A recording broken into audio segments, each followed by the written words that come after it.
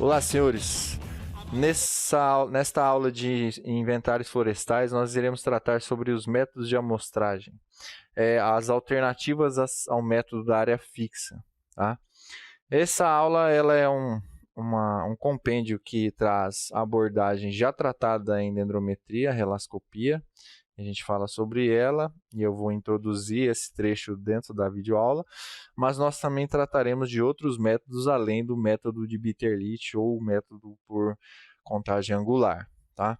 Antes disso, vamos ver aqui alguns pontos ainda importantes sobre a questão do método da área fixa. Quando nós falamos em uma parcela de área fixa, uma unidade amostral, nós temos aí essa situação de parcelas quadradas, retangulares, né, bem delimitadas no talhão.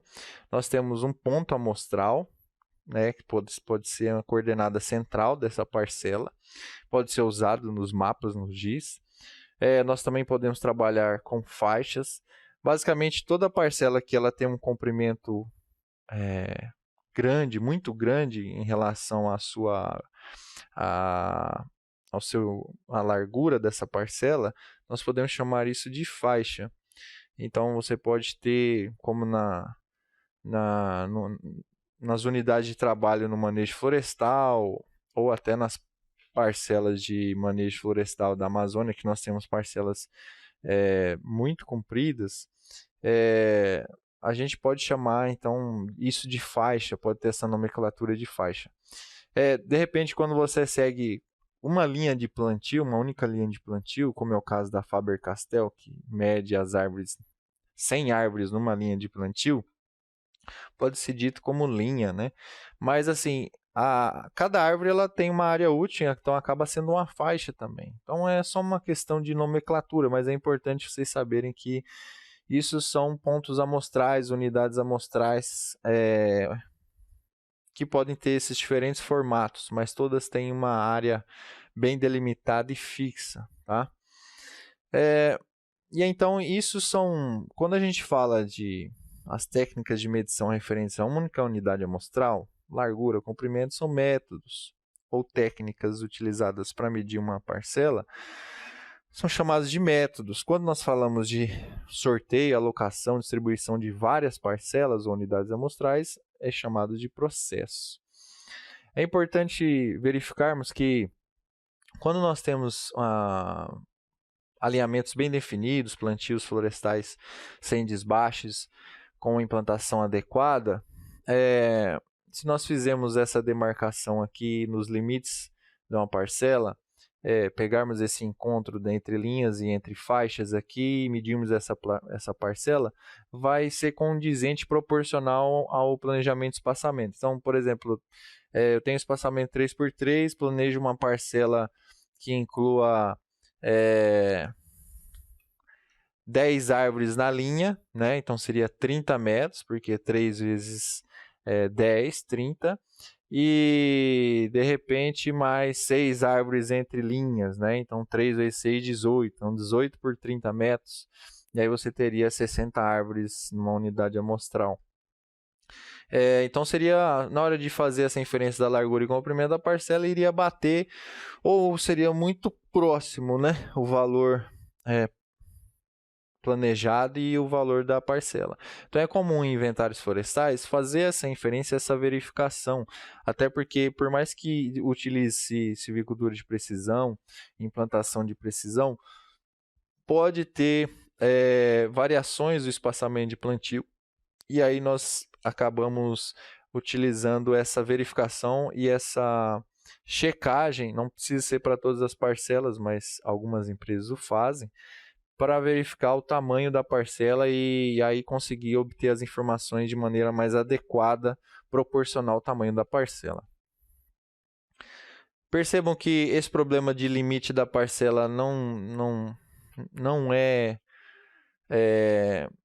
tão grande quando trabalhamos com parcelas circulares. Então, a questão da parcela circular, onde cair ali o centro da parcela, você faz o raio e encontra o limite da parcela. A dificuldade é justamente saber a distância até o centro da parcela e onde está o limite dessa parcela, qual árvore entra e qual árvore não entra dentro dessa área, tá? Outro ponto muito importante é que com relação à declividade do terreno. Vamos lá, o centro das unidades amostrais circulares são facilmente marcados, enquanto os perímetros de difícil marcação, como dito anteriormente. Em terrenos com declividade acentuada, são preferíveis parcelas retangulares com o comprimento no sentido da declividade. E a área da unidade amostral para o plano horizontal é dada por largura vezes o comprimento vezes o cosseno de alfa, tá? Então, perceba o seguinte, se você planejou uma parcela de 30 metros de comprimento e você está num terreno com uma declividade muito elevada, mais que 8 graus, aí você tem uma medida ali do comprimento da parcela que ela na verdade, o comprimento dessa parcela está menor, está inferior ao planejado, porque nós teríamos que ter um plano perpendicular aí. E aí, para chegar ao comprimento correto da parcela, você tem que multiplicar esse comprimento no sentido do aclive vezes o cosseno de alfa. Então, o cosseno de alfa aqui vai te dar um fator de redução, por exemplo.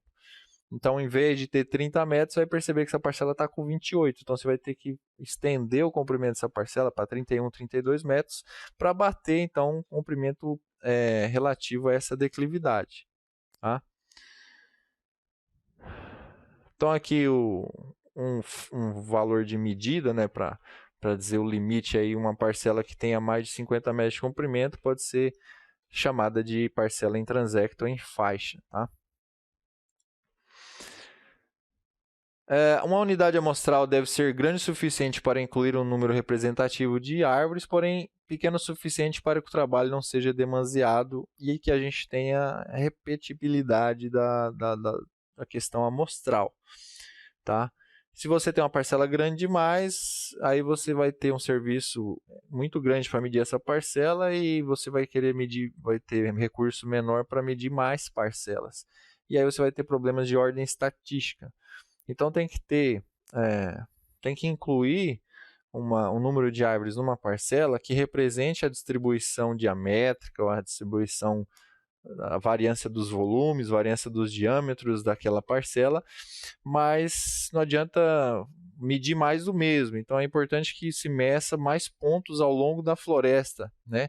Tenha mais repetições ao longo da floresta. Não adianta pegar um talhão lá e fazer uma parcela de 1 hectare, um plantio florestal, e medir uma única unidade amostral. Você não tem repetição, como é que você vai fazer os cálculos estatísticos de média, variância e etc. Então, temos que trabalhar com os princípios de amostragem. Perceba aqui o coeficiente de variação do volume, e aí como esse coeficiente vai caindo em relação ao formato da parcela e o tamanho dessa parcela. Perceba que parcelas retangulares precisamos de área maior para chegar à estabilização do coeficiente de variação, e quadradas um pouco antes acontece o tamanho ideal. Mas aqui, o que nós estamos falando aqui? O que o coeficiente de variação tem que estabilizar? Perceba, se eu meço uma árvore, ou 2 ou 3 árvores, eu tenho uma variação, coeficiente de variação do volume entre essas árvores. Se eu adiciono mais e mais e mais e mais árvores, esse CV, esse coeficiente de variação dos volumes daquela parcela, ele vai caindo, caindo, caindo. Chega um ponto que ele estabiliza. Por quê? Porque é mais o mesmo, tá? Mais árvores iguais estão sendo medidas. E essa variação só vai ocorrer agora numa outra localidade da floresta, numa outra unidade amostral. Então, a coeficiente de variação entre as parcelas. Por isso que não adianta fazer inferência de grandes parcelas gigantescas. Você está medindo mais o mesmo. No caso de florestas nativas, você vai estar lá fazendo levantamento fisiológico e variabilidade de plantas e não vai estar entrando novas espécies. Vão estar entrando sempre as mesmas espécies com as mesmas características. Por isso que a gente tem que ter mais unidades amostrais espalhadas na floresta. Qual o tamanho ideal das parcelas? Não há um tamanho ótimo, mas existem alguns indicativos que nós podemos utilizar, né? Existem os princípios da variância, né, a variância do volume, a variância dos dados que a gente pode utilizar de interesse. E existe também a experiência sua com relação àqueles tipos de situações de florestas. Então, muito comum aqui em florestas plantadas ter parcelas, como são florestas homogêneas, de uma única espécie, de uma mesma idade, então as parcelas geralmente são menores. E aí você tem 300 a 600 metros para povoamentos não desbastados, né, em florestas plantadas, seja eucalipto, teca, etc. Quando a gente parte para uma floresta nativa, perceba, a floresta nativa ela proporcionalmente tem uma variabilidade maior de espécies, de idades, e então você tem que ter uma amostra maior para poder incorporar em cada lugar, em cada local de amostragem, todas as características daquele local. Então é comum ter parcelas aí de 1.000 metros quadrados a 1/4 de hectare, como é o caso da floresta amazônica. Em povoamentos desbastados também é comum, né? Você vai chegar lá numa parcela próximo de corte final, de teca, que você tem uma densidade de 150, 200 árvores por hectare, então você vai ter que ter uma parcela que incorpore um número de árvores suficiente e você pode chegar até 2.000 metros quadrados de área amostral, dependendo do local. Bom, agora com relação ao método de Bitterlich, então vai ter o corte, a parte da aula sobre relascopia, e aí na sequência eu falo sobre outros métodos.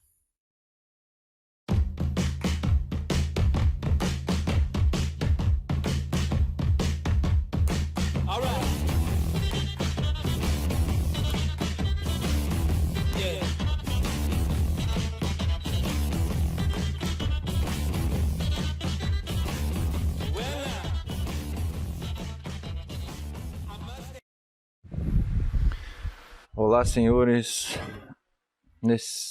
Nessa aula iremos estudar sobre o método de Bitterlich, também chamado de relascopia. Outro nome é amostragem por contagem angular. Vamos lá. Então, lá em inventário florestal, vocês irão aprender que existem diversos métodos de amostragem e esse é conhecido como um método de área variável, porque nós não temos uma área da parcela definida, tá?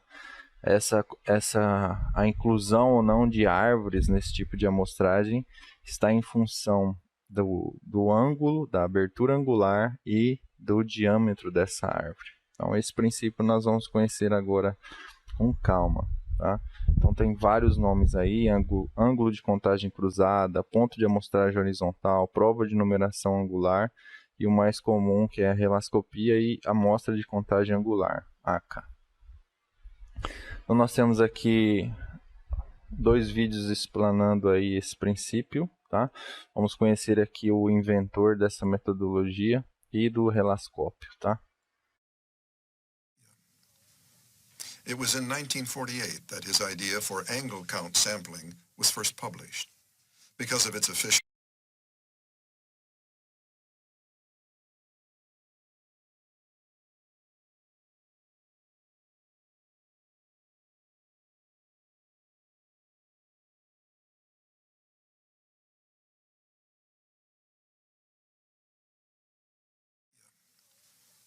It was in 1948 that his idea for angle count sampling was first published.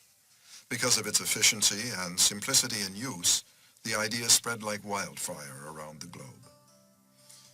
Bitterlich employed the principles of geometry in a masterly fashion. Using a simplifying assumption, trees in a forest can be considered to be cones of different sizes. To apply angle count sampling, an observer in a forest inspects the trees in terms of a specified horizontal angle, termed the critical angle, alpha. This angle is defined by having a target of width b attached to a rod of length L held in front of the observer's eye. To determine the sample, the observer rotates and views the trees around the sampling point. Each tree whose trunk is wide enough to exceed the viewing angle at the standard height of 1.3 meters, breast height diameter BHD, is counted in the sample.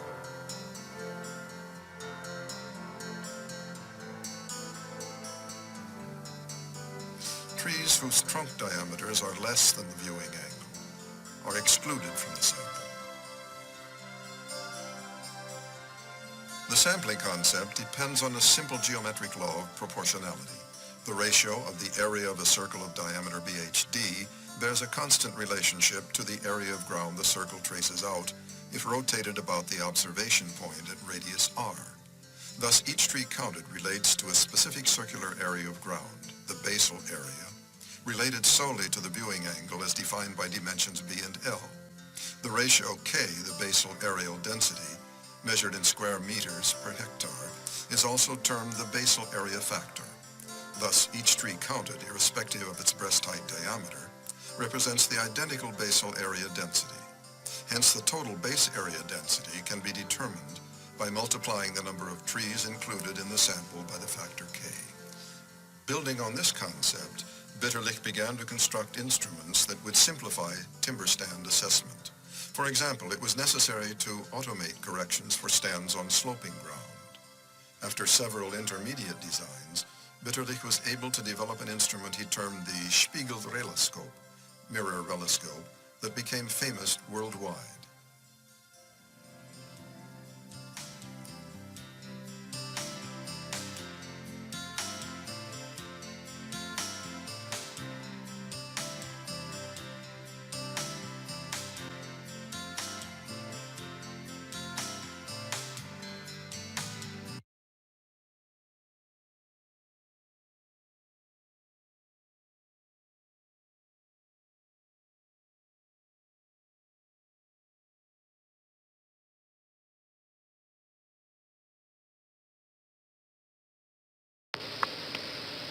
Hello everyone, Luke here. I just thought I would make a little video instead of writing to make things a bit more exciting. Hello. I am going to talk to you today about one of the more boring aspects of my job, which is why I thought I would make a video. I feel pretty strange doing this. But the other day we talked about I talked about thinning, which is where they remove some trees to let the other ones grow. And you can see here, they've been through with the machines and they've taken out a row down there. You can see, I think the battery's going to die. You can see there's more light coming in now from above. I'm just going to show you a little tool which we use to work out how many trees are left after they've been through. It's called a reloscope. Just taking it out of this little metal container. It is essentially a stick with a chain on it, and it looks like this. It looks a bit like a metal tampon actually, if you like to be that vulgar. And basically what you do is, it works through the magic of maths and science, and you hold it up. You hold this end up to your eye, the little bobbly end.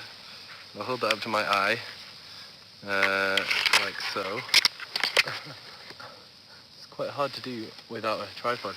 And the other end goes up, you hold that in front of you, so imagine, it's sort of too far away, but you hold it up to the tree, and you go around in a circle and you count everything that's bigger than the little magic wand at the end, you count as one, so that's one in front of me. Everything that's equal to the wand, you count as a half, and everything that's smaller, you don't count. So I go 1, 1.5, blah, blah, blah, 2.5, 3.5, etc. You get the point. So then you do that for all the trees around you in a circle. And then you keep going. You note down for each plot. You note down in your little form here, as I've began to do. You note down on the left is what I count to, and there's some sort of maths. You multiply it by 2 and you get this number. And you work out an average for your plot for your whole site. Add them together, divide them by the amount of plots you've done, and that gives you a figure. And that figure should, in theory, be the amount of trees that are left in that area. So then we know whether they've been too heavy or not taken enough, and then we can go and tell them if they're doing it right. That's pretty much it, but you can imagine counting in halves, holding. Então, através desses dois vídeos nós podemos ver aí tanto o princípio matemático, nós vamos falar um pouquinho mais sobre isso, da invenção aí do princípio de relascopia, o princípio de Bitterlich, e o uso, a prática mais usual desse princípio, que é a contagem angular para avaliação de área basal, né? Densidade de desbastes aqui no caso. Então, a origem do nome, o engenheiro florestal Walter Bitterlich criou então essa relascopia, que significa contagem angular, né? Do latim rela, contagem, scopen em grego, olhar. Então, contagem pelo olhar. Então, o princípio de relascopia, nesse princípio a gente avalia a área basal simplesmente olhando e contando, tá? Essa metodologia foi desenvolvida e o instrumento de relascopia ele traz inúmeras funcionalidades que nós vamos ver nesta aula. Qual a vantagem de utilizar a relascopia em relação a método tradicional de área fixa, por exemplo? Então a gente tem a obtenção rápida de área basal. Então, se você quer fazer um inventário rápido de estoque de madeira, porque a área em metros quadrados, a área basal, ela é altamente correlacionada com o volume, metros cúbicos.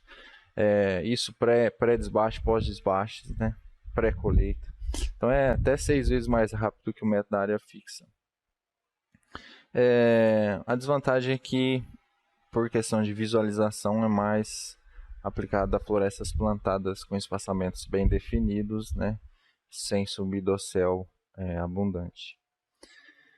Então, o postulado de Bitterlich diz o seguinte: o número de árvores de um povoamento cujos DAPs, a partir de um ponto fixo, aparecem superior a um dado valor angular alfa constante, é proporcional à área basal em metros quadrados por hectare. Então, você faz um giro de 360 graus e você, a partir de uma abertura angular, você tem um fator determinado de área basal. Então, o fator 1 quer dizer que cada árvore tem o peso de 1 metro quadrado. Fator 2, cada árvore 2 metros quadrados. Então, um fator 1 quer dizer que a abertura angular em relação a um fator 2, a abertura angular é maior. Então, quanto maior a abertura angular, menos árvores têm probabilidade de serem incluídas e maior a contagem do valor de cada árvore. Quanto mais você diminui o ângulo, mais árvores ao seu redor vão ser incluídas. Qual que é a abertura angular que eu devo utilizar? Uma abertura angular que considere pelo menos 20 a 30 árvores num giro de 360 graus. Essa é a recomendação. Então aqui você está num ponto central, você chegou lá com a coordenada sorteada, no centro da parcela, e aí com a abertura angular definida você faz um giro, tá? E conta as árvores que estão ali dentro. Todas as árvores, como foi falado no vídeo, com um diâmetro maior que a abertura angular, são contadas como 1. Árvores com o mesmo diâmetro da abertura angular são contadas como meio. Então aqui, a árvore menor, na hora que você está fazendo o giro, ela não entra na contagem, conta como uma árvore, conta como meia árvore, não entra, tá? Não é proporcional a esse diâmetro. Então, aqui são as árvores duvidosas, a gente considera aí 50% de entrada. Então, esse princípio, o fundamento matemático dele está em cima da semelhança de triângulos, tá? Então, nós temos triângulos semelhantes. Imagine que você está aqui no centro e a distância do teu olho até igual tem o exemplo da corrente da caneta, né? Até o ponto de visada do instrumento. Então, você tem aqui essa relação de largura do instrumento e distância do olho até o instrumento. Então, Lzinho sobre Lzão. E é a mesma coisa se você considerar um triângulo retângulo aqui, que é a metade do seno de... 2 vezes o seno de meio alfa, porque são 2 triângulos retângulos, um para cima e um para baixo, né? E se você quer saber calcular aqui um dos catetos, né? O cateto oposto aqui, você consegue usar o seno. Então, nós temos aí, isso é equivalente à distância sua até a árvore. Então, Lzinho sobre Lzão é a mesma coisa que Dzinho, que é o diâmetro da árvore, sobre Rzão. Isso para uma árvore, né? Então, você conseguiria saber, através dessa relação matemática, conseguir encontrar essa área relativa aí. Só que você faz um giro de 360 graus e tem várias árvores lá. Então, a fração de área transversal, que é da árvore, ocupada por qualquer árvore contada em relação à área da parcela circular, projetada pela distância radial, que é a distância até as árvores, pode ser assim expressa. Então, πd ao quadrado sobre 4 é a área transversal, vezes o número de árvores que você contou, sobre a área desse círculo da parcela, que é πr ao quadrado. Então, por causa desse princípio, a gente consegue chegar à área basal. Então, a extrapolação da área transversal para 1 hectare é obtida pelo fator de proporção, que é aquele K que nós vamos calcular. Esse fator de proporção, então, aqui nós temos 1 hectare sobre a área da parcela, 10.000 metros quadrados sobre πr ao quadrado, que é a área da parcela. Aqui você resolve, corta π com π e chega à constante matemática de 2.500 vezes diâmetro da árvore sobre o raio da parcela ao quadrado. Ao completar um giro de Peter Litt, foram contadas N árvores, totalizando Nzão árvores de diâmetros tal, com respectivas raios em cada contagem. Somando-se todas as N árvores contadas no giro, tem-se a área basal por hectare daquela unidade amostral. Então, a área basal é igual à somatória das áreas transversais e é, portanto, o fator de a constante instrumental vezes o número de árvores ali, que é Nzão. Então, a gente tem essa igualdade, Lzinho sobre Lzão é igual a Dzinho sobre Rzão. E se você quiser usar o alfa, né, que é a mesma coisa, você pode chegar a calcular o cateto pela hipotenusa e pelo outro cateto ou pelo alfa. E aí por fim, nós temos essa constante instrumental aqui, em função de Lzinho e Lzão, ou do alfa, do ângulo alfa, tá? Se a gente quiser fazer um instrumento usando essa constante instrumental, nós podemos fazer o seguinte. Vamos definir, por exemplo, você pode usar uma régua com a largura fixa na régua ali, por exemplo, ou uma madeira com a largura fixa. Assim como o exemplo do vídeo, tinha uma corrente e a largura da caneta, tá? Essa relação 1 sobre largura aqui do instrumento, diâmetro do instrumento sobre a distância até o olho, é o mesmo que o ângulo, né?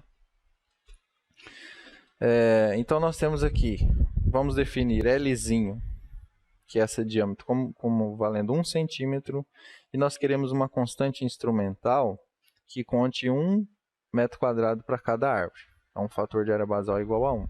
Qual deve ser o comprimento, então, do ponto de visada até o final, o ponto de medição ali, de visualização. Então, basta substituir resolver, né? Quadrado passa como raiz, 2.500 passa dividindo, então 1 sobre x é igual a raiz de 1 sobre 2.500, x é igual a 1 sobre 0,02, x é igual a 50 centímetros. Então, se eu quiser um fator 2, e aí você resolve substituindo. Uma maneira mais fácil é baixar um aplicativo. Esse aplicativo, o Peter Litt Relascope, ele tem apenas essa função de avaliar a área basal. Então, o instrumento o aplicativo tem 3 fatores de área basal, então ele abre esse diâmetro aqui em função do fator que você escolhe.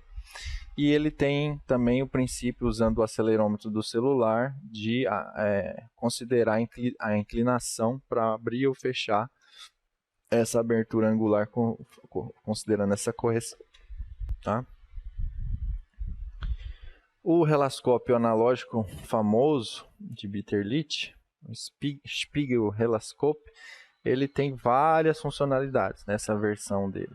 E hoje nós já temos a versão digital, mas basicamente é possível usar esse princípio de cálculo de área basal. Também é um hipsômetro, serve para calcular a altura de pontos diferentes da árvore. E usando esse princípio de abertura angular, você consegue fazer também a cubagem da árvore em pé. Tá? E a gente consegue medir distâncias também no terreno e declividade no terreno. Então o manual do Bitterlit pode ser baixado na internet, mas a gente consegue fazer então medição de área basal, né, considerando o DAP, a altura de medição do DAP ou qualquer outra altura. Medição ótica de distâncias com a base horizontal e vertical, medição de alturas, cubagem da árvore, tá? Relação HDzinho e HDzão, altura total da árvore, DAP da árvore, enfim. Conseguimos obter quase todas as informações das árvores, desde que a gente tenha avisada dos pontos de medição, e cada árvore deve ser medida, assim como na cubagem, em dois pontos de medições transversais. Então o Spiegel Relascope tem aí a escala hipsométrica para medir a altura em distâncias fixas de 15, 20, 25 e 30 metros. Também consegue determinar distâncias horizontais nessas mesmas escalas de distâncias, e tem inúmeras bandas para construir o fator de área basal. Nós vamos ver agora as imagens. Então, em função da largura dessas bandas, a gente consegue também fazer a contagem, a numeração dessas árvores, como foi mostrado nos outros terrenos, só que com a opção de escolher diferentes fatores de área basal, diferentes escalas de área basal. Aqui o relascópio, quando você coloca o olho para visualizar ele, você enxerga metade para baixo as bandas, que é essa faixa aqui, e metade para cima você vê o povoamento.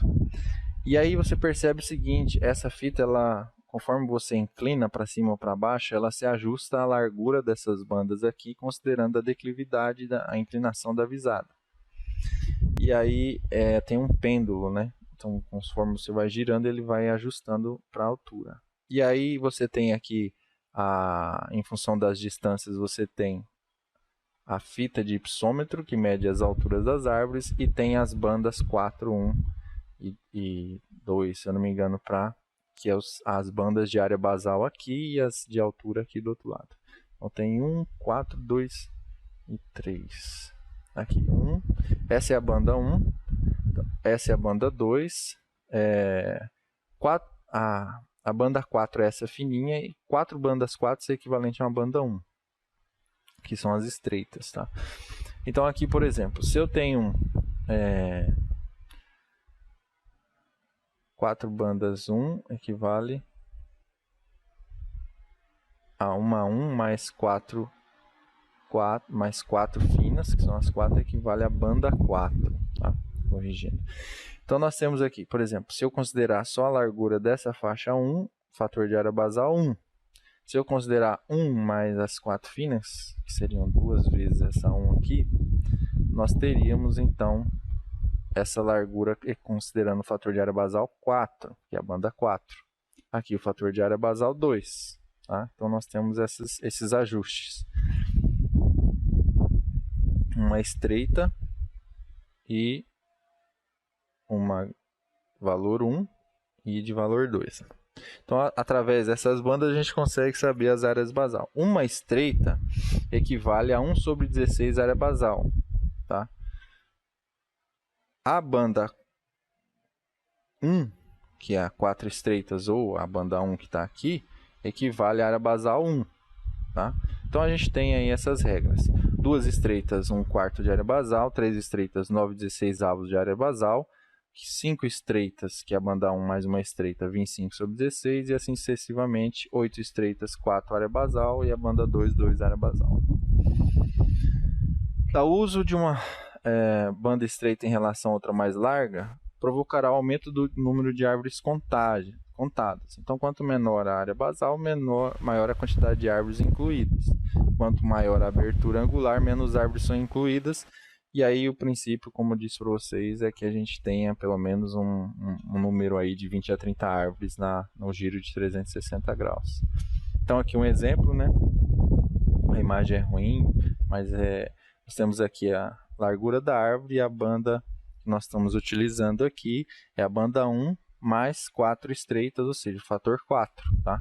Então entrou,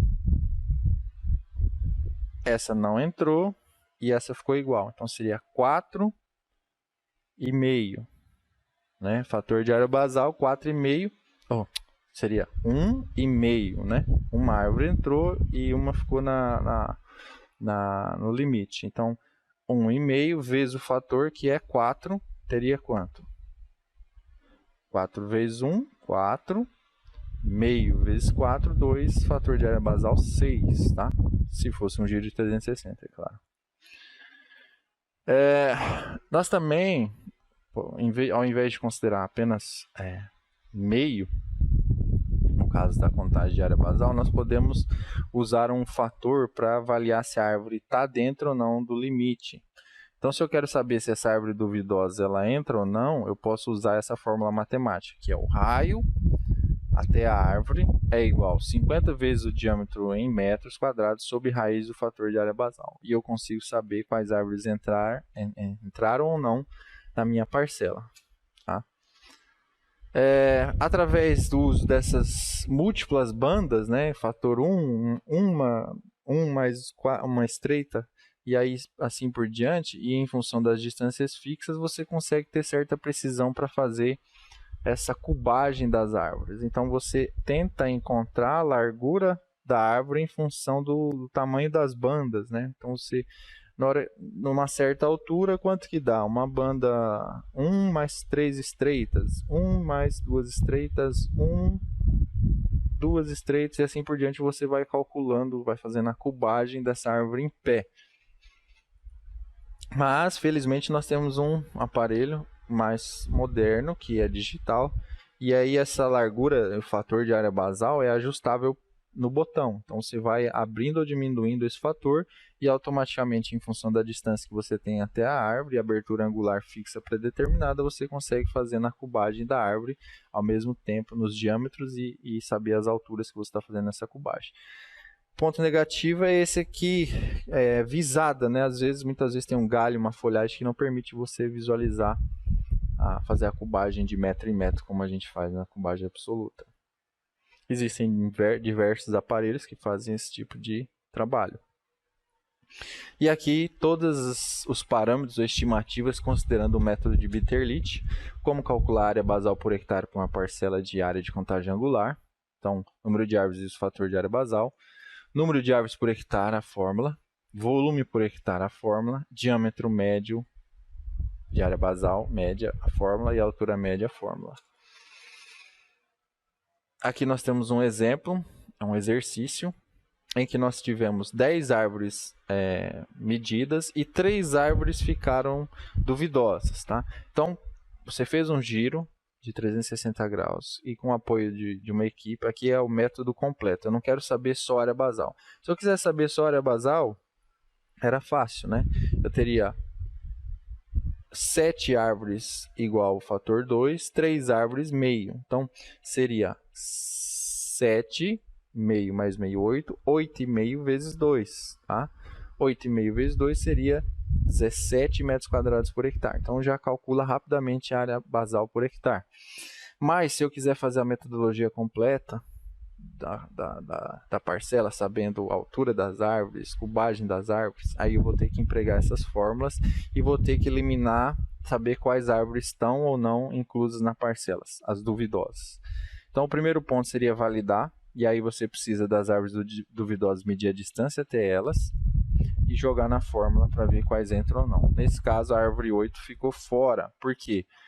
quando eu calculei R foi maior que foi menor que a distância até essa árvore. Então quer dizer que se o valor da distância real for maior que o valor calculado do limite de R, essa árvore está fora. E é isso. Recomendo repetir esses cálculos empregando essas fórmulas para exercitar. Então, agora falando sobre outros métodos, além dos métodos de área variável, como foram ditos com relação ao Bitterlit, nós temos aqui, eu vou citar mais 3 métodos que podem ser utilizados em inventários florestais. Tá? O primeiro deles é conhecido como o método de Prodan, ou o método das 6 árvores.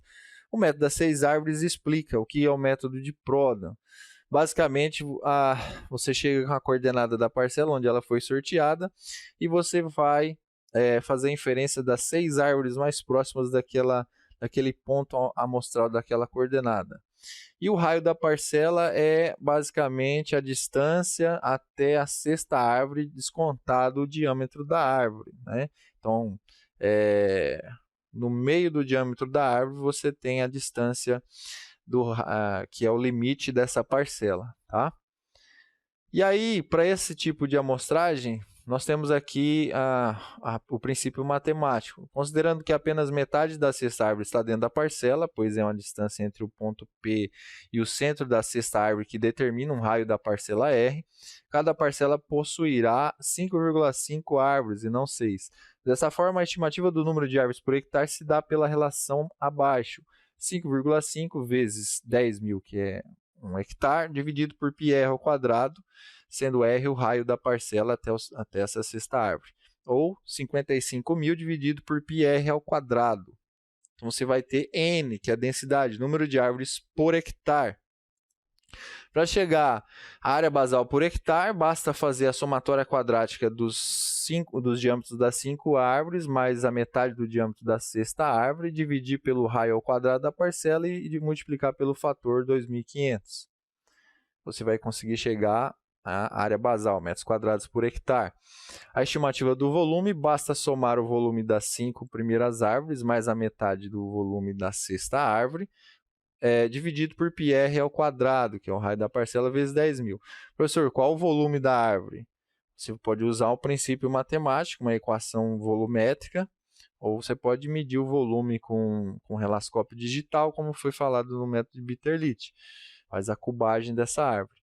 Ou usar um fator de forma ajustado para aquele povoamento. É um método prático e de fácil operacionalidade no campo. Dado o tamanho da unidade amostral ser pequeno, você consegue fazer mais unidades amostrais.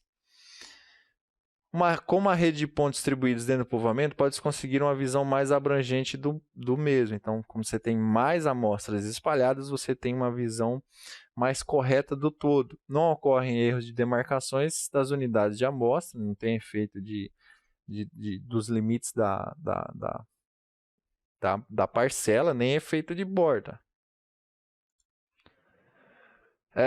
Os estimadores podem gerar tendências quando nós temos povoamentos muito densos, muito agrupados, ou povoamentos pouco densos, muito esparsos, né? Árvores muito espalhadas. Devido ao tamanho pequeno da unidade amostral, também não há como obter bons estimadores para variáveis de manejo, como, por exemplo, altura dominante, mortalidade. Tá?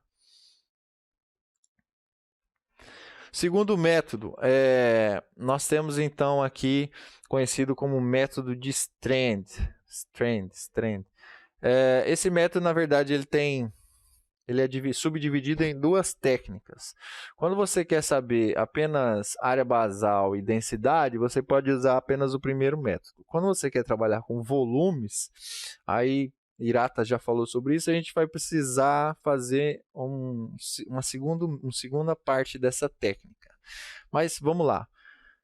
Seguindo o princípio, primeiro método, fazendo a seleção das árvores proporcional ao diâmetro. Vocês estão vendo esse engenheiro florestal aqui e à frente dele tem uma linha. o comprimento dessa linha é dado por L. E ele vai fazer esse caminhamento e ele vai observar sempre a sua esquerda, ou seja, só um lado dessa linha, ele vai fazer a observação utilizando o princípio de contagem angular. Então vai ter o fator de Bitterlit e ele vai incluir as árvores proporcionais a esse fator. Do mesmo jeito que o Bitterlit lá, entra a árvore que tem o diâmetro maior que aquele fator, se está no limite ela é contada como meia, como essa daqui. Então, comprimento e árvores que entraram são medidas aqui os diâmetros dela. Tá? Então, a seleção das árvores é feita através do Bitterlit, observando apenas árvores situadas à esquerda da linha de comprimento para estimar a área basal e o número de árvores por hectare. Em cada árvore selecionada, mede-se o DAP. Vale aqui o mesmo princípio da meia árvore. Tá? Árvores que tenham o diâmetro no limite do fator de Bitterlit ali, de contagem angular, são contadas como meia. Eu também me interessa nesse método de Strand saber o volume por hectare. Aí nós vamos usar um segundo método, uma segunda parte desse princípio. Você volta ao início da linha e aí, pela relação entre diâmetro para um fator de área basal e altura, para essa mesma constante instrumental de Fabio, chegou-se a uma variável constante aqui de inclinação de 63 graus, 26 minutos e 6 segundos. Então, imagine que você vai andando na linha e você tem um aparelho ou um instrumento que tem uma inclinação em relação ao ponto vertical de 63 em relação ao plano horizontal de 63. Desculpa. Então, 63 é aqui, né? Então, em relação ao plano horizontal, 45 dá aqui, 63 eu tenho uma inclinação aqui, tá? E aí, você vai fazer um caminhamento, no plano olhando sempre reto, e vai observar todas as árvores que tem, vão ser inclusas todas as árvores abaixo dessa linha, né? Ou então, como se tivesse um chapéu aqui. Se a árvore está com a copa, a altura total maior que essa linha, ela está fora da unidade amostral. Todas as árvores que tiverem a sua copa abaixo dessa linha, elas entram na sua unidade amostral. Tá? Aqui no exemplo, no esquema da figura, as árvores que estão em preto entraram, as que estão em cinza mais claro não entraram. E aí as fórmulas são essas, sendo área basal dada para a raiz do fator, vezes π dividido por 2, vezes o comprimento da parcela, vezes a somatória dos diâmetros que estão os DAPs que estão em centímetro. A contagem de árvores por hectare, pelo primeiro método, é 200 vezes a raiz do fator de área basal, dividido por L, que é o comprimento do transecto, vezes a somatória do inverso dos DAPs. DAPs aqui dado em metros, tá? Ou no caso do segundo princípio aqui, você tem 10.000 dividido por L, vezes a somatória do inverso das alturas das árvores, se você medir a altura das árvores. E se você quer o volume por hectare, aqui é o fator de forma, no caso, vezes 1/10 da somatória dos DAPs ao quadrado. Tá? DAPs aqui em centímetro. Então, você chegou aqui ao volume por hectare, metros cúbicos por hectare, metros quadrados por hectare, área basal por hectare, né? Número de árvores por hectare e metros quadrados por hectare. Então, já foram duas técnicas, agora a última técnica, muito útil. É o método da linha interceptora, ou conhecido como método de Warrer-Pearson. Tá? Esse método é muito simples, é muito útil para fazer inferências sobre resíduos pós-colheita de florestas plantadas. Então, digamos que você queira estimar quanto de resíduo da colheita, de volume de biomassa de resíduo de ponteira de copa, de galhada que ficou na sua área pós-colheita. Então, você faz sorteios de linhas, várias linhas, então você basicamente, a direção dessas linhas ela pode ser aleatória ou pode ser unidirecional em relação a leste, oeste, norte e sul. mas basicamente você tem um comprimento de uma linha, um ponto de começo e um ponto de fim. E você estica uma corda, e aí todos os pedaços de tronco que tiverem em posição cruzada com essa linha, você vai lá com a suta e mede o diâmetro. Então percebam, tem resíduos aqui fora da linha, não meço. Então todo resíduo que tiver cruzando essa linha, nesse caso aqui não entra, todos que tiverem a posição do tronco estiverem cruzando essa linha, você vem e faz a inferência do diâmetro dele. E a fórmula, então, o resultado dela em metros cúbicos por hectare vai ser π² vezes a somatória desses diâmetros ao quadrado, tá? Dividido por 8 vezes L. Diâmetro dado em centímetros. Então, aqui nós temos metros cúbicos por hectare, tá? Já de maneira direta.